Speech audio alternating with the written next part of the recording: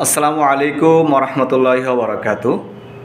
অনেকেই কল দিচ্ছেন, এসএমএস দিচ্ছেন যে যারা লং স্টে যেতে চাচ্ছেন উমরা ভিসায়, তা অনেকের হাজব্যান্ড আছে বা অনেকের বাবা আছে, অনেকের মা আছে সৌদিতে কর্মরত অবস্থায়। তা অনেকেই তার বাবা মা স্বামী এনাদের কাছে যাওয়ার জন্য লং স্টে উমরা ভিসাটা নেয়ার জন্য অনেক আগ্রহ দেখাচ্ছেন।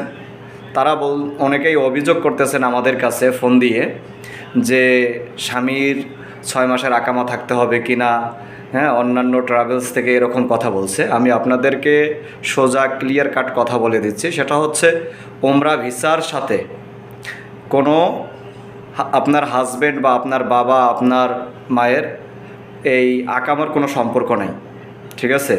উমরা ভিসা এটা হচ্ছে ভিজিট ভিসা, এবং এই উমরা ভিসা আপনি শুধু নিজেই যেতে পারবেন, ঠিক আছে?